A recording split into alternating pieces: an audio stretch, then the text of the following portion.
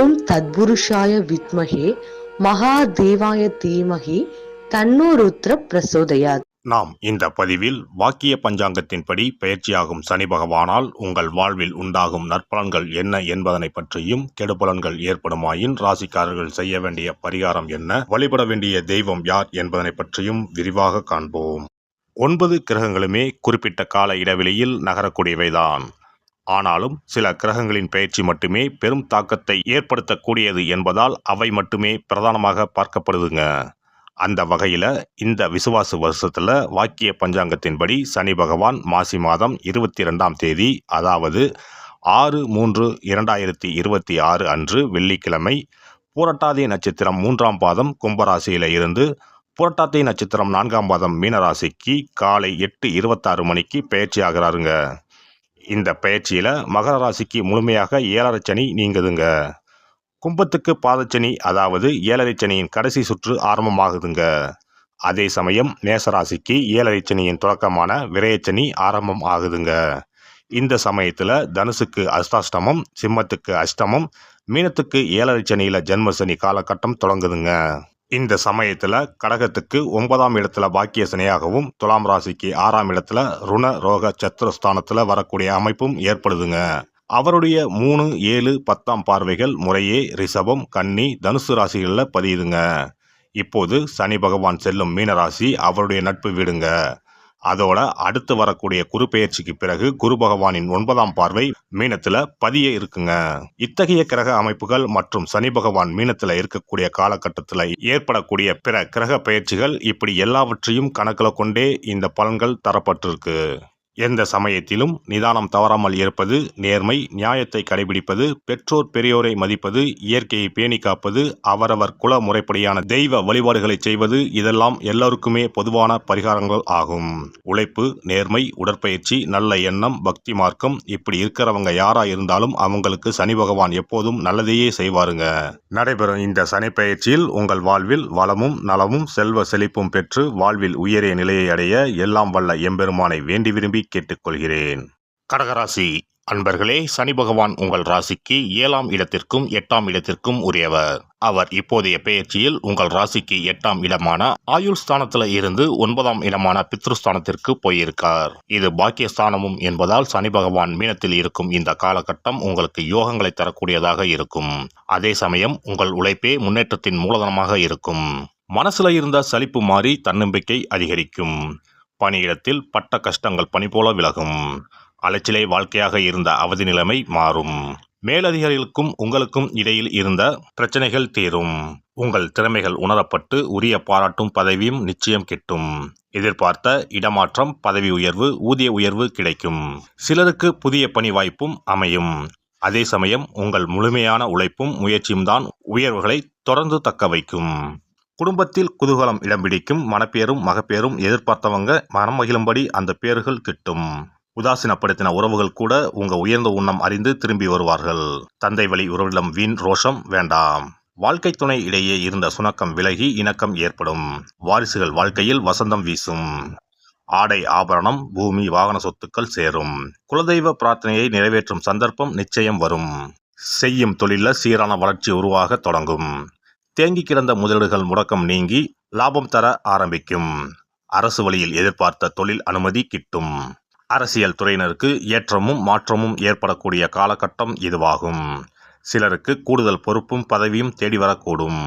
இந்த சமயத்தில் மேலிடத்திற்கும் உங்களுக்கும் எதிராக சிலர் சூழ்ச்சி வலை பின்ன நினைக்கலாம். வார்த்தைகளில் கவனமாகவும் கையெழுத்திடும் போது நிதானமாகவும் இருக்கிறது அவசியம். பெண்களுக்கு திடீர் யோகத்துக்கான வாய்ப்புகள் உண்டு. அது உங்க விடாமுயற்சியின் பலனாகவே இருக்கும். யாருடனும் வீண் வாக்குவாதம் வேண்டாம். வாரிசுகளுடன் மனம் விட்டு பேசுங்க. மாணவர்கள் மதிப்பும் மதிப்பெண்ணும் பெறக்கூடிய காலகட்டம் இதுவாகும். சுணங்கியே இருக்காம சுறுசுறுப்பை வளர்த்துக்கிட்டா சூரியனாக பிரகாசிக்கலாம். கலை படைப்பு துறையினருக்கு அடுத்தடுத்து வாய்ப்புகள் வரும். உங்கள் படைப்பை நீங்களே நேரடியாக கவனிக்க வேண்டும். பயணங்களில் உடைமை பத்திரம். ஒற்றை தலைவலி, அஜீரணம், அலர்ஜி உபாதைகள் வரக்கூடும். பெண்கள் மாதாந்திர பிரச்சனை சமயத்தில் கவனமாக இருக்க வேண்டும். இந்த சனி பெயர்ச்சி காலகட்டத்தில் ஒரு முறை திருக்கொள்ளிக்காடு திருத்தலம் சென்று பொங்கு சனி பகவானை வணங்குங்கள். சனிக்கிழமைகளில் பக்கத்து பிள்ளையார் கோவிலுக்கு சென்று கும்பிடுங்கள். உங்கள் வாழ்க்கை வெளிச்சமாகும். சிறப்பு தொகுப்பு. சனி பெயர்ச்சியால் ஏற்படும் பாதிப்புகளை சரி செய்யும் சக்திமிக்க 10 பரிகாரங்கள். சனி பகவானுக்கு உரிய சனிக்கிழமைகளில் விரதம் இருந்து அவரை வழிபடுவது மகத்தான பரிகாரமாகும். இந்த விரதத்தில் மதியம் ஒருவேளை மட்டும் உணவு உட்கொள்ள வேண்டும். இயலாதவர்கள் பழம் மற்றும் எளிய உணவுகளை ஏற்கலாம். சனிக்கிழமை அன்று காலையும் மாலையும் குளித்து சனி பகவானை தொழ வேண்டும். மாலை நேரத்தில் சூரிய அஸ்தமனம் அடைந்த பிறகு சிவாலயம் சென்று வழிபட வேண்டும்.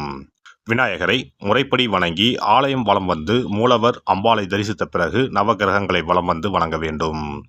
சனீஸ்வரரை வணங்கி சனி காயத்ரி மந்திரத்தை 18 முறை கூறி மனதார வழிபட வேண்டும். பின்னர் நல்லெண்ணெய் ஊற்றி 5 அகல் விளக்குகள் ஏற்றி வைத்து வழிபட வேண்டும். சனீஸ்வரர் தனி சன்னதியில் இருந்தால் அந்த சன்னதியின் முன் நல்லெண்ணெய் தீபங்கள் 5 ஏற்றி வைத்து வழிபடுவது விசேஷம்.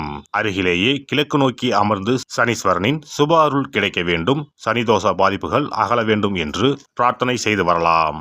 இயன்றவர்கள் அன்றைய தினம் மாற்றுத்திறனாளிகளுக்கு அன்னதானம் வழங்குவது விசேஷம். சங்கடகர சதுர்த்தி தினத்தில் விநாயகருக்கு 8 சிதறு தேங்காய்களை உடைத்து நெய் தீபம் ஏற்றி அர்ச்சனை செய்து வழிபட்டால் சனியின் பாதிப்புகள் குறையும். அதேபோல் வெள்ளிக்கிழமை தோறும் அதிகாலை நீராடி அருகம்புல் மாலை சாற்றி அரசமர பிள்ளையாரை சுற்றி வந்து முறையாக வழிபட்டால் சீரும் சிறப்பும் நாடி வரும்.